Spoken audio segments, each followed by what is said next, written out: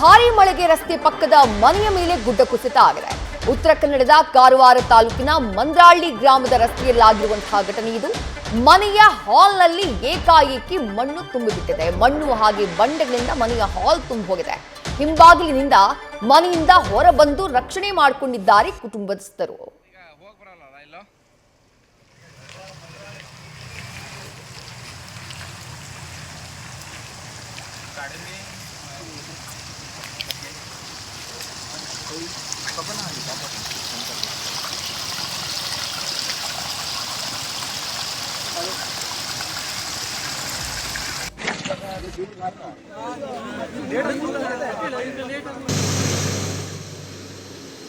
ರಾಜ್ಯದಲ್ಲಿ ಮಳೆಯಿಂದ ಆಗಿರುವ ಅವಾಂತರದ ದೃಶ್ಯಗಳನ್ನು ಗಮನಿಸ್ತಾ ಇದ್ದೀರಿ. ಅದರಲ್ಲೂ ಉತ್ತರ ಕನ್ನಡ ಜಿಲ್ಲೆಯಲ್ಲಿ ಭಾರೀ ಪ್ರಮಾಣದಲ್ಲಿ ಮಳೆಯಾಗ್ತಾ ಇದೆ.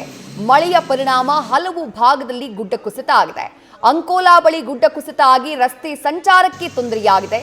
ಮತ್ತೊಂದು ಕಡೆ ವರ್ಣಕೇರಿ ಬಳಿ ಗುಡ್ಡ ಕುಸಿತ ಆಗಿ ಅಲ್ಲೂ ಕೂಡ ರಸ್ತೆ ಸಂಚಾರ ಸ್ಥಗಿತವಾಗಿ ವಾಹನಗಳು ಮುಂದಕ್ಕೆ ಹೋಗೋಕ್ಕಾಗದೆ ನಿಂತಲ್ಲೇ ನಿಂತುಬಿಟ್ಟಿವೆ. ಮಂದ್ರಾಳ್ಳಿ ಬಳಿ ಮನೆ ಮೇಲೆಯೇ ಏಕಾಏಕಿ ಗುಡ್ಡವೊಂದು ಕುಸಿದು ಬಿಟ್ಟಿದೆ. ಅದೃಷ್ಟವಶಾತ್ ಮನೆಯಲ್ಲಿದ್ದಂತಹ ಜನ ಪ್ರಾಣಾಪಾಯದಿಂದ ಪಾರಾಗಿದ್ದಾರೆ.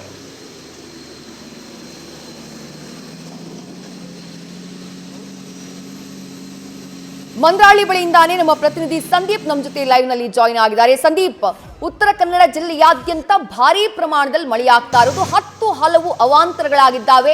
ಗುಡ್ಡ ಕುಸಿತ ಪ್ರಕರಣಗಳು ಬಹಳ ದೊಡ್ಡ ಪ್ರಮಾಣದಲ್ಲಿ ವರದಿಯಾಗ್ತಿದ್ದಾವೆ. ಜೊತೆಗೆ ಜೀವಹಾನಿಯಾಗಿರೋ ಬಗ್ಗೆ ಕೂಡ ಶಂಕೆ ವ್ಯಕ್ತವಾಗ್ತಾ ಇರೋದು. ಸದ್ಯದ ಸಿಚುವೇಶನ್ ಏನು? ಜಿಲ್ಲಾಡಳಿತ ತೆಗೆದುಕೊಂಡಿರುವಂತಹ ಕ್ರಮಗಳು ಏನೇನು?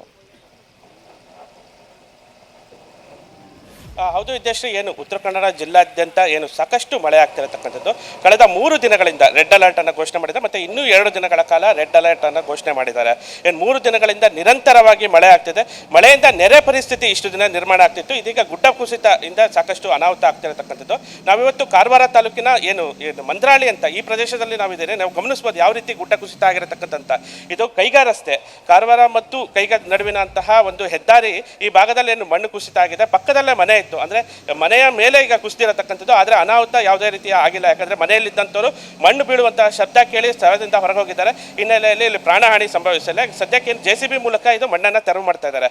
ಇದು ಕೇವಲ ಇದೊಂದೇ ಅಲ್ಲ, ಇಡೀ ಜಿಲ್ಲೆಯಲ್ಲಿ ಈಗ ಸಾಕಷ್ಟು ಕಡೆ ಈಗ ಗುಡ್ಡ ಕುಸಿತ ಆಗಿರತಕ್ಕಂಥದ್ದು. ಏನು ಬೆಳಗ್ಗೆ ಮೊದಲ ಬಾರಿಗೆ ಅಂದರೆ ರಾಷ್ಟ್ರೀಯ ಹೆದ್ದಾರಿ 206 ಇಲ್ಲಿ ಏನು ಹೊನ್ನಾವರ ಮತ್ತು ಏನು ಶಿವಮೊಗ್ಗ ಮತ್ತು ಹೊನ್ನಾವರಕ್ಕೆ ಇರುವಂತಹ ರಾಷ್ಟ್ರೀಯ ಹೆದ್ದಾರಿಯಲ್ಲಿ ಗುಡ್ಡ ಕುಸಿತ ಆಗಿತ್ತು.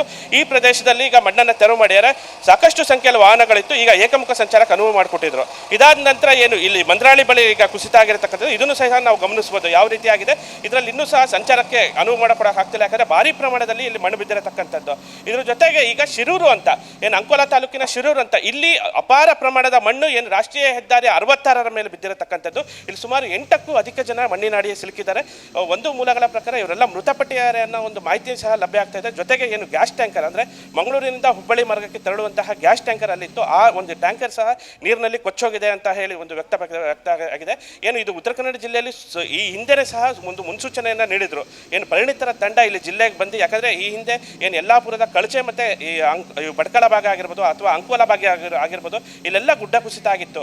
ಈ ಸಂದರ್ಭದಲ್ಲಿ ಏನು ಪರಿಣಿತ ತಂಡ ಬಂದು ಗಮನಿಸಿ ಜಿಲ್ಲೆಯಲ್ಲಿ ಸುಮಾರು 430ಕ್ಕೂ ಅಧಿಕ ಪ್ರದೇಶದಲ್ಲಿ ಏನು ಗುಡ್ಡ ಕುಸಿತ ಆಗುತ್ತೆ, ಇದಕ್ಕೆ ನೀವು ಮುಂಜಾಗ್ರತೆ ವಹಿಸಬೇಕನ್ನೋ ಒಂದು ಸೂಚನೆಯನ್ನು ಜಿಲ್ಲಾಡಳಿತ ನೀಡಿತ್ತು. ಆದರೆ ಇದರ ನಿರ್ಲಕ್ಷ್ಯದ ಪರಿಣಾಮವೇ ಇವತ್ತಾಗಿರುವಂತಹ ದುರಂತಕ್ಕೆ ಕಾರಣ ಅಂತ ಹೇಳಲಾಗ್ತದೆ. ಯಾಕಂದರೆ ಶಿರೂರು ಇದು ರಾಷ್ಟ್ರೀಯ ಹೆದ್ದಾರಿ 66ರ ಪಕ್ಕದಲ್ಲೇ ಇದ್ದಂತಹ ಪ್ರದೇಶ. ಇಲ್ಲಿ ಗುಡ್ಡ ಕುಸಿತ ಆಗಿದೆ ಅಂದರೆ ಇಲ್ಲಿ ರಾಷ್ಟ್ರೀಯ ಹೆದ್ದಾರಿ 66ರಲ್ಲಿ ಏನು ಅವೈಜ್ಞಾನಿಕ ಅಗಲೀಕರಣ ಮಾಡಿರತಕ್ಕಂಥದ್ದು.